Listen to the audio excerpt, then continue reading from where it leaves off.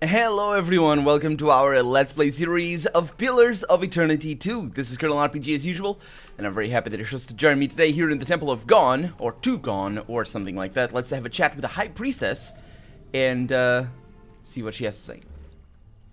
As you approach, a wood elf straightens over an altar to Gon. Her robes mark her as a High Priestess. She arches and... I think that's how it's pronounced, and cracks her back loudly, a satisfied grin spreading across her face soon after. Xoti, I do hope you're not getting into trouble now. Who, me? No, I wouldn't dream of it. She smiles, the priestess does, at the sight of a stranger. So you're the High Priestess of this temple. Do swine stink like shit? Does the bears shit in the woods? Is that what it is? Is that what it's supposed to be? She hits you with a toothy smile, yet eyes glimmering with amusement. I'm guessing you're not here to worship. Then what can I do for you? No, actually, maybe we're here to gain some information as to why Gon is doing what he's doing, although I expect us just, as we move through the main quest, just be able to get that information normally. You must be getting a lot of people in here these days. Oh, yes. People are afraid, angry. Change can be frightening. But what did any of us come here for, if not a new beginning? Doesn't this place get a little, damp? No more than anywhere else. No sense fighting it. The water sustains our faith, surely as it does these trees. So you're devoted to Gon. What about Elthas's other manifestations? Actually, there was another one, but according to what Xoti said, the Juana... Never mind that. I have no idea what's going on, guys. I'm so sorry. I don't know what that is. But anyway, according to Xoti, she said that, yeah, instead of Barath's avatars, there's some lines in there. But there's another one, and the other part of Elthas is the one that actually got killed in the War of Defiance. No, not the War of Defiance. The War of Defiance is the one that made Deerwood. In the war... In Waidwin's War, that's the one. Yeah. What about the other manifestations? Gon's the only one that matters. Shut up, Xoti. We're not talking to you. Selwyn, that's her name, shuts her eyes, exhales sharply, and then opens them again to regard you with a patient smile. I thought she was being exasperated at Xoti. I think they might agree on that, which would make sense as well. The Shining God's got many faces, but they're all his to wear. Divine King Waidwin, he saw the dawn stars, telling him of things to come. But it's gone with sickle and lantern that's come to the Deadfire. Divine King Waidwin. So you guys praise... Well, I mean, I guess they would. This was pretty much confirmed that Waidwin was indeed possessed by Elthas. All through this game we've been getting just confirmation of that, more or less. No definite proof, but it was an issue. It was a matter of... uncertainty in the first game. Nobody really knew if Waidwin was... Also, I think that there's a... That's not how Waidwin is... Is it... Thought there was a little thing over the E there, but anyway. Our God's returned, and he's gonna bring balance to the world. He's gonna right all the wrongs we have suffered. Gon will bring a new beginning for all of us when that hour comes. I get that impression as well, but I'm not really sure if that new beginning is going to be a good thing in regards to just killing everyone.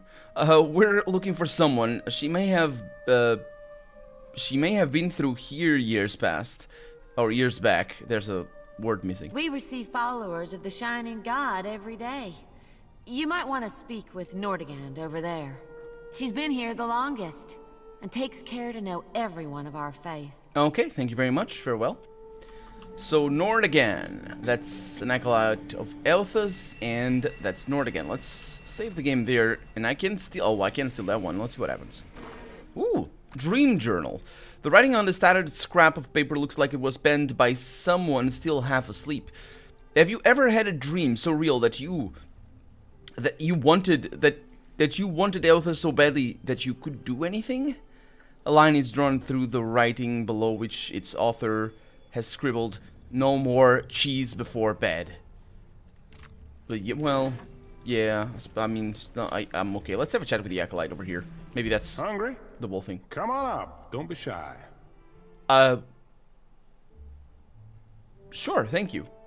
The acolyte works with practiced speed, smiling up at you as he hands you a bowl of rice. Nice, even though he didn't actually, it was a sack of rice, but things. Maybe an inn next time if you're so hungry.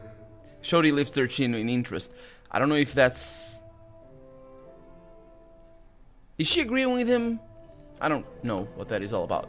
Blessing of Aethys. Does anyone but the gods know what's going on in Adair's head? Man, you guys, you and Adair seem to be getting along well. Do you have... No, actually you don't. And also, yeah, that's a good point. Their communication is a little bit of a... It's not quite there completely. Problems? I mean... Gaze downcast, Xoti sighs. The tip of her tongue, a peak of dusty rose, dabs at the corner of her mouth, leaving a glimmer of wetness. He's a right fine fella. Kind, too. But a little old. Maya thumbs her chin, nodding. Provincial. That's not worldly? I thought we saw that before. Maybe it's the same icon or something. Maya seems to be a little bit younger. Yeah. Maybe you're a little young. I mean, I don't know if she's saying that. Would that be right of me to say? If you're saying he's a little bit old, then maybe you're a little bit too young. Is that, because I can see at least the proverbial wisdom in saying something like that. You care for him, don't you? I do. I tried not to, but I can't hardly help it. She rushes through the confession with a soft blush and nods. He's just so considerate and nice. If not to me, then everyone else. And he's so darn big and strong. I know my pa would have liked him. Problem is, I think he doesn't much like me, Watcher. I don't. I think he cares for her. I think he's shown that. But the caring for someone and liking someone can be very different. If not only, if you look at the immediate meaning of the words, but also because, on the pragmatical sense, they can be very different. I was gonna make a comment about something else, but I guess maybe he likes you, but it's not about the showing. I think it's just about you guys need to know each other, basically. Have you shown him your charms? No. Your charms. Why would you think that? Aside from the fact that every time I talk to him, he shoots me down? Yeah, that would be a good way. Me replying that he's not good at showing, that would be the point of where he's not good at showing, yeah. And she grins crookedly, somehow looking both abashed and amused. One night, while everyone was sleeping. I'm going to stop you right there. No, I'm not. Also, she clearly has more things to say. This is not okay, though.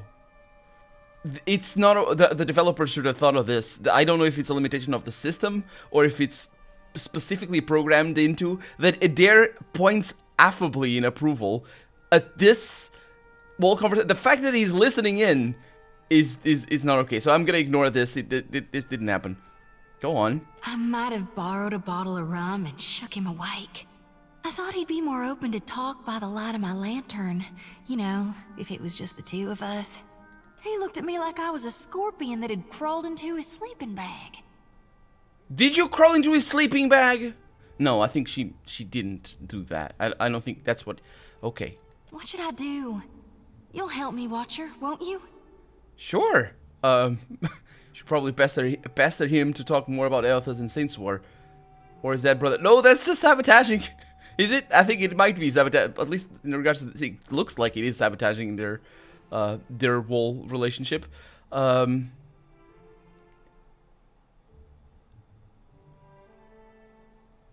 Yeah, I think it would work for him. Give him enough time and space to come around.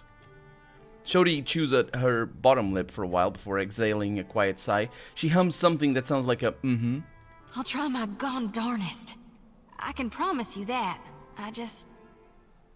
As if unable to help herself, she beams you a bright and hopeful smile. I hope you're right. Tell me what's on your mind? You were the one who started the conversation, but Have you suffered any recent nightmares? They're there in my head when I sleep. I think she's gonna say the same thing as she did already. And sometimes... Yeah. Yeah, it's... Well, Alphas, you definitely didn't hear anything about that. I am gonna What try do and you talk to you. I got time. No, there's no... I think we just need to wait. That's okay. So, did I end up... I did. Okay, let's have a chat. Let's have a chat with Nord again over here. Here for a meal? Just get in line, dear. Ain't no trick to it. Hey, there's a lady I'm looking for. Came from Deerwood. Oh, Adair waves a hand in the old woman's face as though expecting cataracts she does not appear to have. Adair, you're a terrible physician. You don't know how to identify cataracts? I mean, cataracts are hard to identify on the early stages, but, you know, the ones that make you really not see it as well, they are very easy to tell. Short, got a bad temper. It goes by a lava Mazzy. Heard of her? Okay, he's talking to her. He's not referring to Nord again right now. I don't think she's gonna reply very kindly to that. I know an Alava, but that ain't a surname. Huh. No. His jaw shifts sideways to gnaw on his pipe stem. Not real warm, that one. Stop by unannounced, you get a pistol up your nose when she answers the door. Sounds like she's expecting you, Adair. Yeah, that's her. So, she's living with her, husband, then? Not that I noticed. He exhales a surprising amount of air. Huh. Must be laying low. Just that boy of hers. Adair's body goes perfectly still. It seems to waver in the breeze. She's got a son? How old would you say? Like a little boy? Groaning, Xoti pulls her hair forward over her face as if she can't hide from the moment. She can't just turn away and go over there. It's fine. I mean, she's in party formation, so maybe she can't. Is something the matter? I really shouldn't be messing with this, to be honest. Although, maybe I am asking Xoti. Yeah, I'm not gonna be... Maybe I am gonna... I don't think I'm asking Xoti. Let's go with that. Nah, just curious. Yeah, it's very obvious. Adair's grip on his pipe has caused the color of drain. A color true drain from his knuckles. Oh, I couldn't say. It's been years. He must be a young man by now. Wow, that's something. Well, thanks for your help. Don't you want to know where to find her? Yeah, I was just about to ask. Brilliant. She's in Hasongo, last I heard. I don't know where that Got a is. little plot of land out there. I guess we'll look that way then. Much obliged. Well, there it is. Find someone who might know Adair's friend. Now, Adair did point towards, made it very clear actually that there was some sort of history there, but I don't remember the details of the conversation that we had. Find someone who might know Adair's friend. Let's see. Adair is interested in reconnecting with a woman he used to know, was supposedly settled in Deadfire with the children of the Dawn Stars. Yeah, it's like someone the children knows her. The Dawn Star we met seemed to think Ilafa had settled on Asongo with her son. So the Dawn Star, she's from... Her name definitely fits. She's from, where Waidwen comes from. Oh, I don't remember the name of the country. The country to the north of Deerwood. So, yeah, that's where her name is. May Aethys' light shine upon you. And she refers to Aethys as Aethys and all that. So, yeah, she's definitely from outside. Let's see what this one is. Rubbing the back of her neck, self-consciously, Xoti casts her gaze to the side. Nothing like a homecoming to make a girl remember her roots, even if they are dried up and half dead. She sighs, nudging a bit of mud from her boots before she lifts her face to settle you with her big dark brown eyes. Sometimes I wonder if my brethren don't think I got black ichor running in my veins. Well, people often fear what they don't understand. Suppose they do. Suppose sometimes people do bad things in the name of their gods. Adair looks skyward and shakes his head. I think that might be because he's shaking his head at, well, at the whole thing. It says anti-Euthasians, though, which Elthas is not. Or Adair, sorry. Elthas certainly isn't an anti himself, but... But my brethren do more good than bad. And more good than most. Yeah. Yeah, it just goes in line with what I was saying. Besides, I often don't understand you, Watcher. But I ain't afraid of you. And she ducks her head to hide her smile, but her eyes never leave your face. They glint with a mischievousness. Yeah, she's probing. She's probing. I'm not sure. I'm not sure if she should be. I think to some extent a watcher can be very dangerous, but she shouldn't be. Not of me anyway. Maybe of watchers, but not necessarily of me. That's reassuring. Is it? Sakes alive. Her cheeks flush brightly. You shouldn't be so fine to me, Watcher. Makes me think untoward things. Gives me notions I don't need to be getting. I can't risk straying when I got a duty to gone. We can stray all you like and have the duty as well. It's fine. It's good. We came here to clean your soul. Yeah, but speaking of gone. Yeah. She cants her head to the side. Oh, Kent. I've never. That's such a lovely way of putting it. Oh, that's so nice. I never seen it like that. Fantastic. Lay it on me. So why are you gathering souls into your lantern? I was born to reap souls and lead them to the light. Now with Aethys dead, and these dire visions, I think I need to shield them from a hell gone dark. But the more I gather, the more my mind turns to tatters. That's interesting. It's a little bit like the Watcher curse, which is basically a curse. Just to clarify, hell is not the... It is the beyond, but it's not the resting place of the souls. That'd be Rimurgander's like realm, but then they don't come back. Hell is just the beyond, as in where souls go after death, but they come back. So, yeah. What if you didn't collect souls anymore?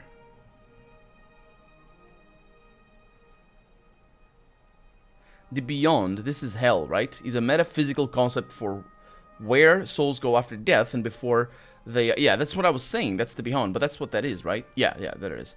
It hasn't gone dark. It's well lit with living Adra. Let's go with that. Yeah. I don't understand. Like, even with my question, my direct question of why are you gathering souls, she's not actually making a point. She's not explaining why. She's saying that she was born to do it and all that sort of stuff.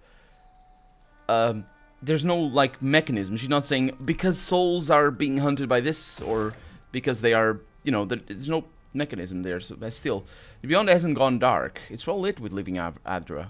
Not yet, no. But soon. Subconsciously, she clutches tighter the hilt of her sickle. Gone has shown me the coming end. What if he's wrong?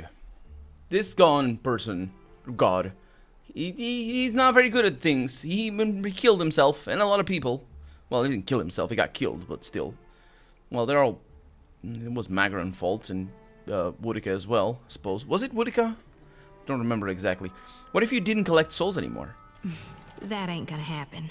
Grinding her teeth, she shoots you an incredulous expression. You'd ask me to turn my back on my god? That makes some sense. That what I said, what if he's wrong, that is turning your back on your god, yeah. So, remind me again of the difference between God and Aethys? Aethys is dead, and gone is the death before life. He's the ripeness before the fall. She raises her sickle, turning the blade to catch the light of her lantern as if in demonstration. Yeah, but we know Aethys isn't dead. Yeah, actually this flies in the face of what she said before. That lumbering hunk of Audra might claim to be Aethys, but that doesn't matter a whit. He died, so he can't be Aethys anymore. Death changes every soul, even a god's. And if it doesn't, it should. Am I taking you at face value? How do you know he died? How do you know this? Like, if you're gonna disbelieve one thing, then why do you not disbelieve the other? Well, I guess it might be... That one, in regards to Aethys being dead, actually might be more related to her upbringing than anything else. You know, we tend to believe things that we grew up believing in, and disbelieving things that contradict that. That's called... What's it called? It's called the thing. And, yeah, it's just, you know, it's bias. It's applying double standards. So maybe if I'm gonna criticize her skepticism...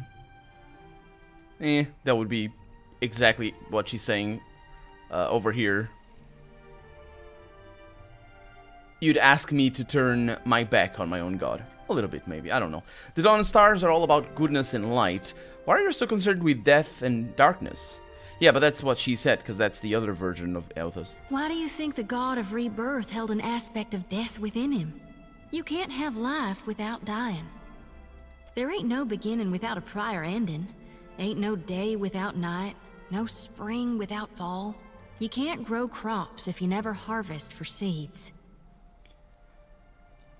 Sure. I mean, if you say so. Of course, in this case, this applies, but there's, you know, the analogies only work when they work. It's not because analogies aren't proof or anything. They're demonstrations, but still, it works in this situation. We came here to cleanse your soul. All right. Yeah, I'm ready. I've done this before, but never with such a full lantern. You may want to stand back. The experience can be somewhat intense. Kneeling before the statue of Gon, Xoti sets her lantern between her knees. Head bowed, she presses both palms to the copper cage. A low chant lifts from her lips. As it grows louder, the light from her lantern glows brighter, as does the lantern that the statue of Gon holds in one skeletal hand. The two lights pulse in rhythm with a chant, resonating with each other. Twin heartbeats that pound faster and stronger until the light from Gon's lantern bursts outwards in a shower of violet-hued rays. The essence bathes Xoti's bent form, making her jolt upright as a cry escapes her. Don't know if I feel cleaner, but I feel something. Blessed, for sure. Xoti offers you a half-smile as she retrieves her lantern, trembling fingers curling against the gleaming metal cage. Tekehu grins and pats down a nest of his writhing hair. Why? Because of what? Because of piety? Oh, because of the gods and all that sort of stuff. That looks like a hat, but it's not. It's the hands. Let's just hope it lasts, because my lantern feels as heavy as ever, full to brimming with essence, like dark water spilling over my mind. Let's be off. All right, I'll be right behind you. I think this is going to be a very important turning point. It would make sense that it would be, because I don't think that's going to work. And that's going to be the point, that this didn't work. Or that this won't work. I don't know. So there's a lantern in there? There is indeed a lantern in there. Look at that. Okay, let's look around a little bit more. We have offerings of fruits, bread, and even wine have been set here for the temple. Can't go over there? I can. Oh, this doesn't go anywhere. Okay. Well, I think we've seen everything then in this district. Maybe not. No, there... Okay, that sound right there was weird. And that one citizen right outside is also weird. I don't know what she wanted. She said something when we got in, and then... I never really talked to her. Maybe I should have. Is that right? Let's give it a try. Because I didn't talk to the citizen. Yeah, but the citizen doesn't have a name. Yeah, one citizen. Okay. Yeah, just making sure. It's not that hard to miss dialogue in this game just because of the whole thing. You know how I've been saying there's nothing more important to me than us freeing you from Bareth's bonds? Well, I meant that. I did. Adair's breath lingers in his chest, and in his mouth hangs a jar, throwing his statement into immediate doubt. I was gonna say that. This sounds like he's trying to convince himself. Specifically because of the I did at the end, and the way he actually the voice actor did that. But of course, yeah, that's the case. But there's this other thing I need to see about. On the way, like. I was gonna tell you.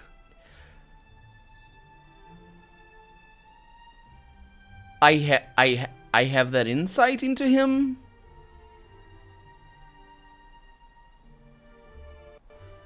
Do I have that insight into him? I certainly don't. Colonel RPG here. My character? Does she? Maybe. I suppose. I mean, but I am jumping to conclusions. And he's sort of being redundant. If it is about the thing he already asked me to do, he doesn't need to ask me to do that again, but it's only fair. I'm glad you see it that way.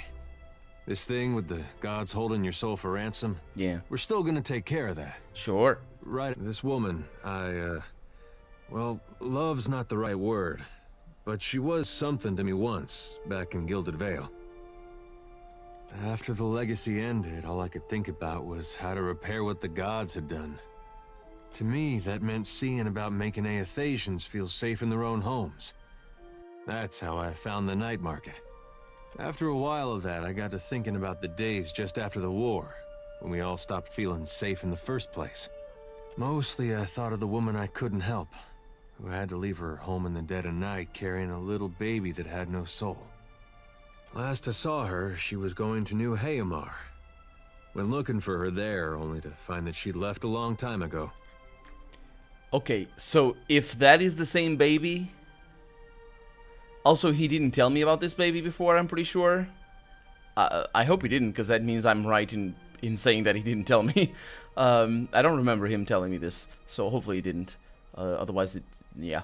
But that is Helia's ending for the first game. That is me returning the souls to the Hollowborn. That's why I guess we're gonna see, if we ever meet them, we're gonna talk to the young man and see what he's like, because he probably grew like 11, 12 years, I think it was, without a soul, which is a feat in and of itself, and also specifically for the mother, because she was the one taking care of the Hollowborn. But yeah, I'm always glad for Helia's ending. I loved it when I saw it for the first time on the Let's Play, and I went with it again on this character over here when I did the full playthrough on maximum difficulty on stream, and yeah, it's just that's the ending. That's the ending I like. Anyway, I don't expect you to understand, but I gotta know she ended up all right. It sounds like she ended up with a son. Yeah, that's something. Coming out of Deerwood during that time. I mentioned the baby she had when I knew her. That was a boy, too. I never found out what happened to him. But with the Hollowborn, you didn't have to ask. Guess he got a brother, though. You sure you want to know where this leads? No, but I don't see a way to let this go. Least a way's not now. Last time I saw Alava, we got friendly. Now she's got a son. His shrug is rigid. His smile at least half wins. Yeah. Let's get moving. Candles and bombs. Where are we right now? So we just came out of there and we come out over here. Okay, that's good. Did we never go down there? Maybe we did go over there. But not today. We're not going to go back today because we're out of time. So for right now, I'm Colonel RPG, and this has been Pillars of Eternity 2. I really hope you've enjoyed it. And if you did, go ahead and leave a comment. Like the video if you want to see the next episode come out sooner rather than later. But above all, thank you so much for watching, and I hope I'll see you next episode. Bye-bye.